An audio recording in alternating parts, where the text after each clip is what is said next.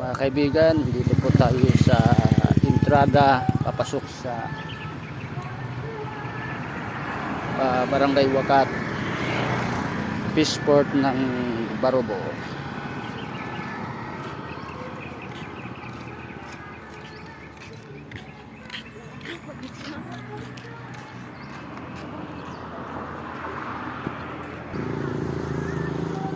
Punta po tayo ng Fishport. Paloob, papasok ng Fishport ng Barangay Wakat, Barobo, Surigao del Sur.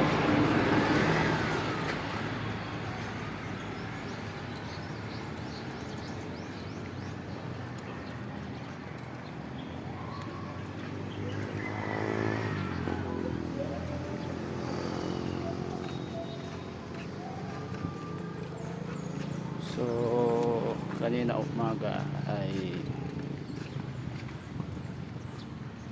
low tide, mababaw ang dagat kanina. Ngayon high tide po ngayon, pero hindi masyado totally high tide.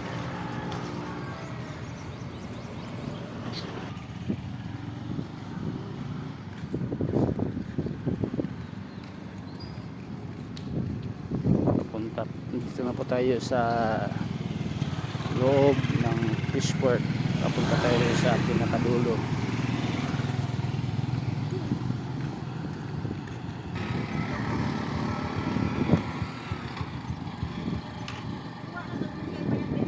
Siya nga pala ay marami o dito mga maliit na pulo-pulo sa unahan ng itong daungan o Fishport. Meron nga pala dito substation ng Philippine Coast Guard, mga kaibigan. Ayan po yung substation ng Philippine Coast Guard. Ito ay sira na at lumang bangka na abandon.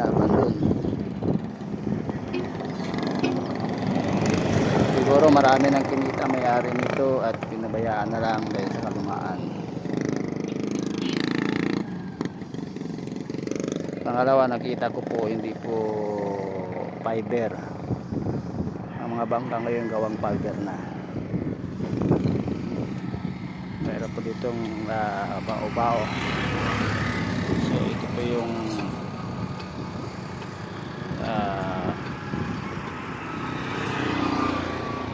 substation ng Philippine Coast Guard. At the same time, meron pong budiga ng bloke na na hilo. Ayan po, bloke ng hilo.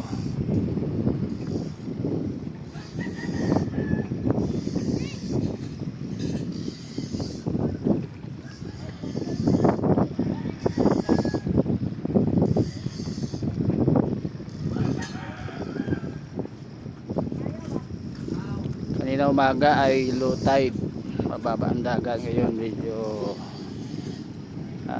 tumaas na. Sila po ay nagkakarga ng bloke na hilo.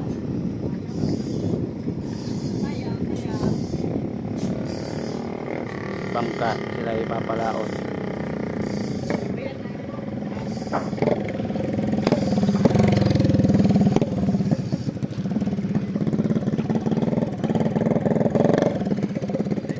Kakargada po sila ng hilo, gagamitin nila sa laot para doon sa bangka, pamamangka nila at sa kanilang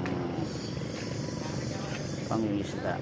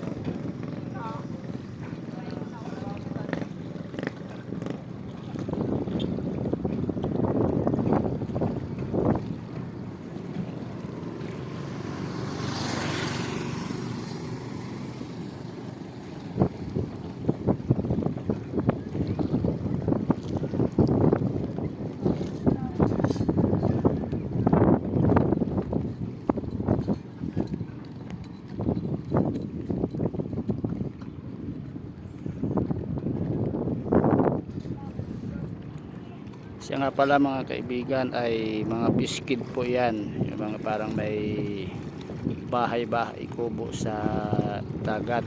Mga biskid po yan. Biskids.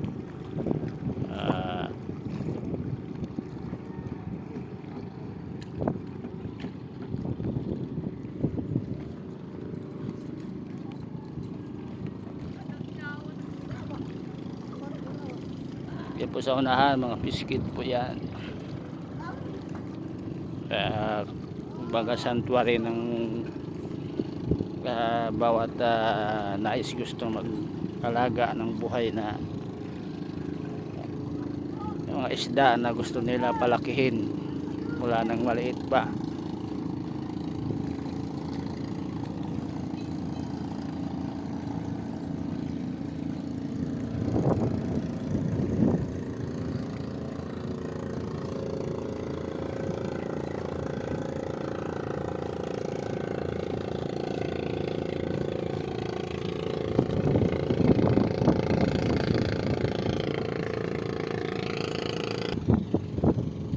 Dito na po tayo sa bandang dulo ng Fishport o mismo sa Fishport mismo, babaan ng mga dumadaong na bangka na mayroong lulan at dala ng mga isda, nagdidiskarga para yung mga isda ay dadalhin sa public market o sa iba pang lugar.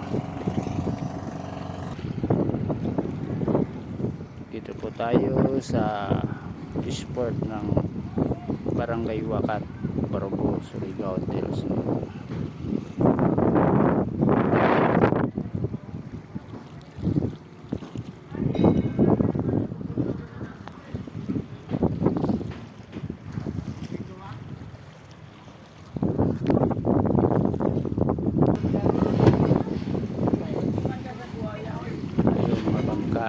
Na nagbababa ng isda kanina mga kaibigan.